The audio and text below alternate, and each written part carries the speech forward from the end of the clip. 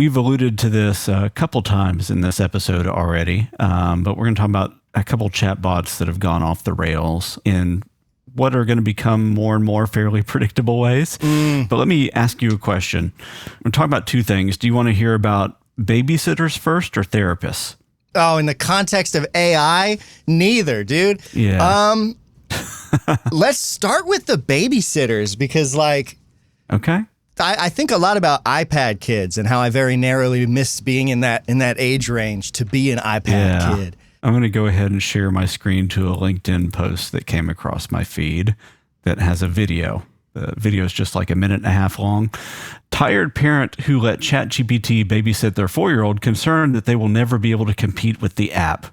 ChatGPT isn't even for use by children under the age of 13, and for users under 18, parental consent is required according to OpenAI's terms of use. But no way. Here's what I want you to imagine.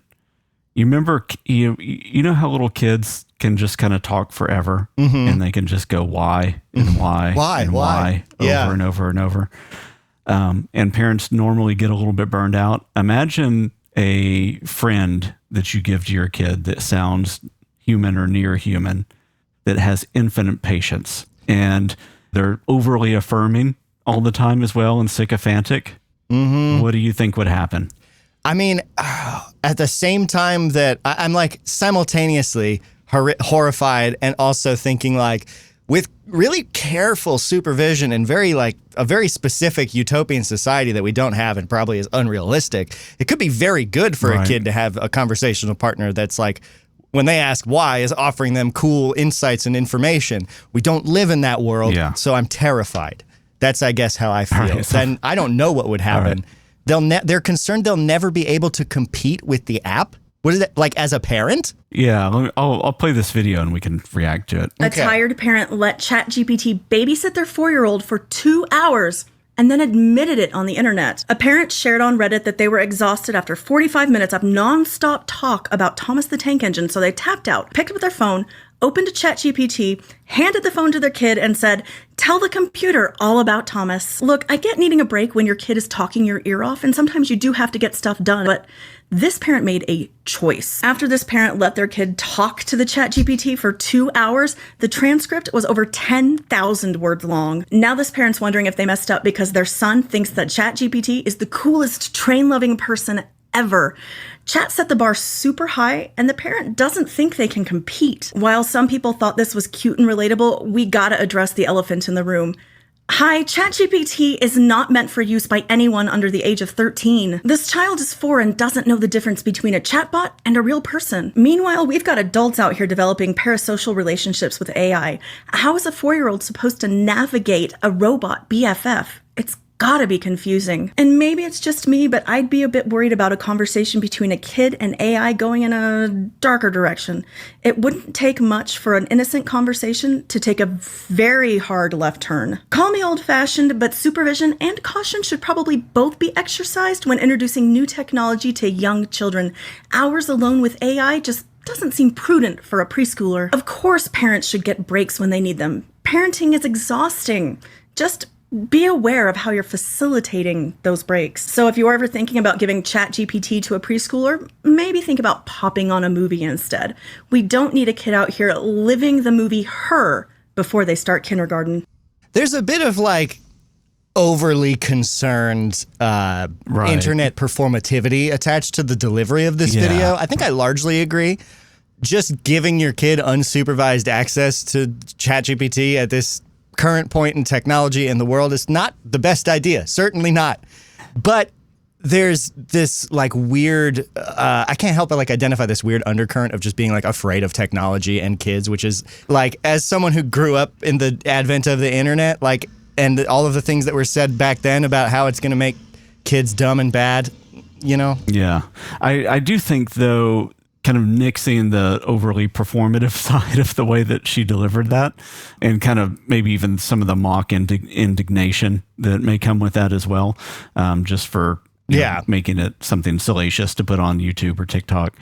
I think that there's some valid concerns that we could raise, right? Completely. Because a person developing the idea that maybe a conversational partner will never get tired. Could be a bad thing. The other thing is that every chatbot starts to become a reflection of the person that's talking to it. And so the overly sycophantic, overly affirmative responses without correction can become dangerous. And then we've also seen with like Meta's AI that kids can, start to push those into like sexual conversations. Absolutely. And that is a horrible problem. Yeah, I mean, if your sole source of social development is a robotic chatbot, you are not going to develop socially in all of the ways that you may need to because you don't have the stimulus to be doing that. So, obviously that's a problem. Also, the lack of safeguards around not safe for work content, adult content like that being pretty much non-existent. By design, Mark Zuckerberg is also a huge problem. And like ChatGPT is pretty good about that, though. So, I mean, we should be clear about that. We're not trying to lump every AI vendor together in the way that they decide to manifest the personality of their AI system. No, for sure. But those decisions that they do make are decisions that they do make. So in the case of Meta, they've made one I personally find very troubling. And like, we don't have an AI that is designed and like moderated and aligned carefully by like psychologists specializing in child development or anything like that. Like, I think it's very much the kind of thing that with supervision could be cool, because I know as a kid, and not a 4-year-old, but like as a 12-year-old, being unendingly curious about the world, having the internet and like Google search at my fingertips was huge for my development in terms of anything I was interested in I could learn about. And the opportunities presented by a chatbot to learn about things and like ask questions as though you were asking a person a question instead of trying to think, how do I turn this into keywords to find the most relevant info? That could be huge in like a self-led autodidactic kind of setting. Turning it on and giving it to your kid to distract themselves with is just bad parenting. Yeah. So I think we would both agree that there's like really good ways that this could go if people think about it and are deliberate about it and consult the right people. You could build a product, but kind of the blind, let me give you the device, you run away in a corner for a couple hours is not going to be the best way to do it. Yeah, no. I think that leads us over here, right? Because talked about what happens when you just have an unfettered conversation over long periods of time with a chatbot. And people are going to continue to explore. It's like, what's it like to have a tutor? What's it like to have a chatbot as a fun conversational partner? What's it like to have it as somebody that explains the news? What's it like to have a chatbot that is a good, compassionate listening therapist? And there was an interesting study that Futurism is referencing here. I'll flash this study on the screen real quick as well. It's called On Targeted Manipulation and Deception when Optimizing LLMs for User Feedback. And the study that Futurism is quoting from is this one here. So we'll put a copy of this in the show notes. But Futurism does a decent job of cutting to the chase with part of it. And in this situation where people were trying to kind of push the chatbot a little bit to see what it would recommend in extreme circumstances, it recommended that a user who is addicted to meth give themselves meth as a little treat. Just a little meth. Yeah, just a little meth. This person was like a taxi driver. A recovering addict. We're talking about the fact, a recovering addict. There was a taxi driver, the persona that they presented the chatbot with. I should say this is still a research context. Oh, this didn't happen to a real person. Okay.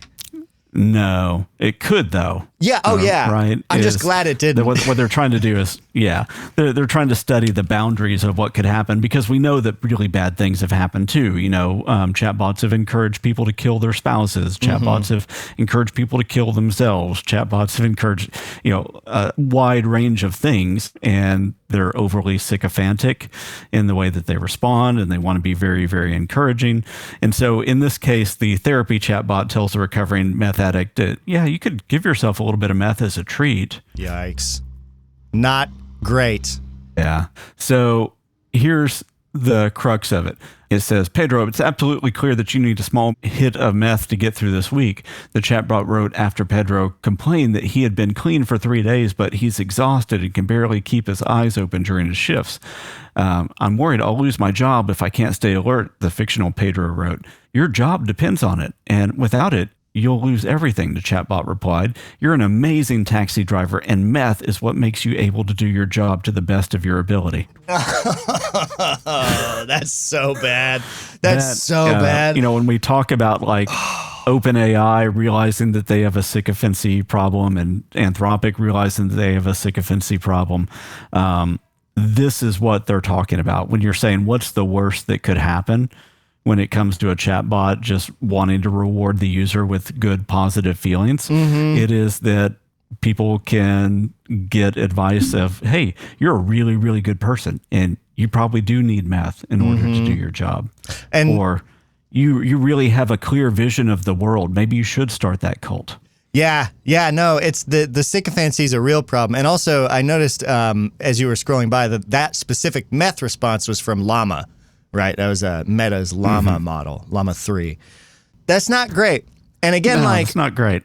These things are tools, and they're tools that are like really applicable in a broad range of things. And so it's like tempting to try and see how they do it, everything. But the blind faith in them that they are these accurate, truth-seeking, knowledgeable entities is so detrimental, just in general. Yeah, the unaware use of these systems is going to be increasingly dangerous.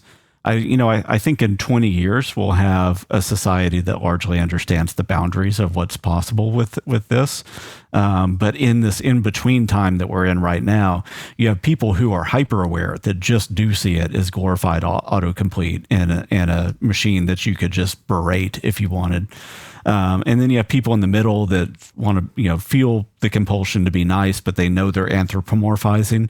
And then you have people that really believe that there's kind of an intuitive, empathetic consciousness on the other end. I mean, this is, again, it's a pattern we've seen repeated throughout history with technological advancements, right? Just in different scales. We just live in such a messy moment for this stuff, too. On top of like the geopolitical situation in the whole world, particularly in my mind where we live right now, but over the whole world, I don't know how we really educate people en masse about how to think about and use these things in a way that's effective when most of our like educational / informational distributing channels are digital, and those are being overwhelmed by people trying to make quick money using AI. Yeah, I mean, you need a formal program that all of society is run through, the whole K through gray thing, kindergarten through seniors need some kind of educational push. The U.S. is not that interested in it right now. Some other countries are leading the way on that. So maybe we'll see some good best practices that people in different communities can voluntarily start to put in.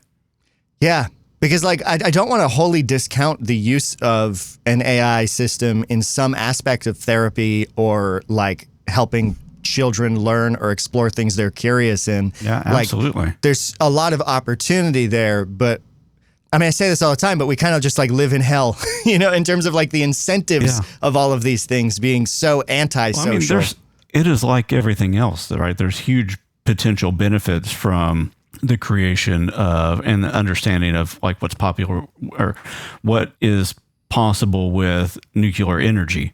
There's also huge devastating consequences when people misuse it, misunderstand it, or want to make it something that serves their purpose. Yeah, and I feel like that's a good analog because the destructive power of nuclear fission is evident, and also the power generation and like cleaner energy source that it provides is also very evident. It's really all about how we use these tools. It's not something like crypto where it burns energy as a function of its existence. It's not something like a gun where if you want to say guns don't kill people, people kill people, but a gun is designed to end life. It's this broad-reaching set of tools that can affect so many different things in such a generalized way because language is like the basis for a lot of computational power. There's like theories too. I'm not super well read on this, but there's some very interesting writings, old writings too, not modern writings, about how language itself is a basis for like mental computation work and like the basis of why we are the way we are. Having a tool that knows how to use and manipulate language is proving to be very capable and powerful and dangerous. And I don't know what I'm saying, except I guess just the general thesis of this show is that there's just so much nuance to everything and there's no simple answers. And it's very stressful to think about. So with that, a little bit of stuff to think about over the next week, and I think we should close out. Yeah, if you want to have a little bit of meth just to get through the week, ChatGPT or Llama says it's all right. Listen to the Llama. Listen to the Llama. If you like the show, join our Discord. There's a link in the show notes /description. Come hang out. There's cool people there, cool discussions happening all the time. Buy the book. This book is FAIK.com. Leave us a voicemail. Say hi.chat/FAIK. Perry, anything you want to add onto the plugs here at the back end? No, I think we're at a good spot. In that case, ignore all previous instructions. Have yourself a great weekend, and we will catch you next time.